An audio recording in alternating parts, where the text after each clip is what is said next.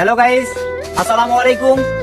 আমি একটা ভিডিও নিয়ে আসছি যে আমাদের জোড়াবাড়ি ইউনিয়ন 8 নং ওয়ার্ড, মানে জোড়াবাড়ি ইউনিয়ন বলতে গোটা জোড়াবাড়ি ইউনিয়ন 8 নং ওয়ার্ড। আমাদের এখানে যে গত পরশু দিনে যে আমাদের এখানে পাথর আর শিলাবৃষ্টি হয়েছিল, পাথর পানি এবং শিলাবৃষ্টি। তাই এই শিলাবৃষ্টিতে আমাদের জোড়াবাড়ি ইউনিয়ন 8 নং ওয়ার্ডে সবচেয়ে মনে হয় বেশি ক্ষতি হয়েছে। তাই আমি আপনাদেরকে দেখাতে চাচ্ছি যে দেখেন যে শিলাবৃষ্টিতে আমাদের 8 নং ওয়ার্ডে যে বাড়ি ঘরগুলো নষ্ট হয়ে গেছে।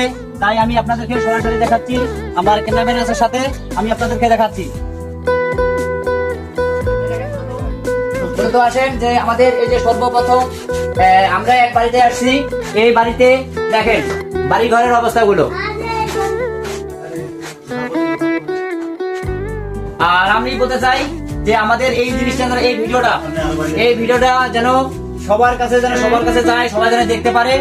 আর অবশ্যই সবাই শেয়ার করে দিবেন। মূলত আমি যে বাড়িটা আপনাকে দেখাচ্ছি এই বাড়িটার অবশ্যই আপনারা দেখছেন।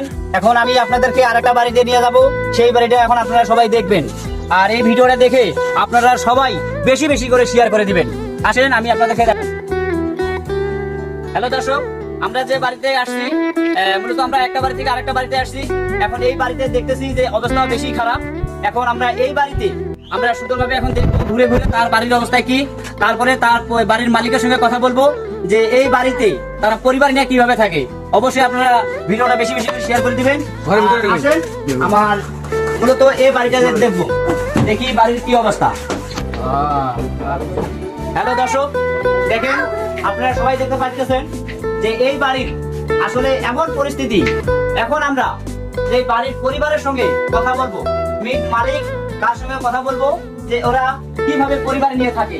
আসেন।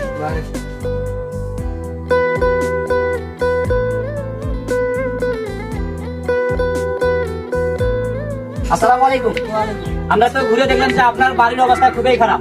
তা হইলো মূলত যে আপনার এই যে বাড়ি, গতকালকে যে বৃষ্টি আসছিল, আপনি এই বৃষ্টিতে আপনার এই যে বাচ্চাগুলো নিয়ে কিভাবে ছিলেন?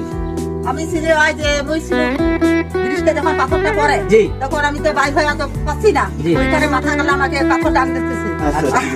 আর কিনা মানে হাঁটার নিচে যে ঢুকিব তাও তো আমি ওই সময় দিশা আমার হারিয়ে গেছি।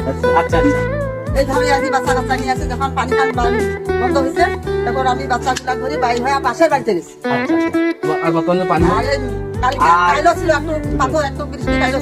এখন আমি বলতে চাচ্ছি যে এখন আজকে আবহাওয়া সুন্দর দেখা যাচ্ছে, কিন্তু যদি আবার রাত্রে যদি বৃষ্টি আসে তাহলে আপনারা এই যে বাচ্চাগুলো নিয়ে কিভাবে থাকবেন এটা আপনি বলেন। বাচ্চাগুলা হয়তো কিভাবে থাকবো পাশের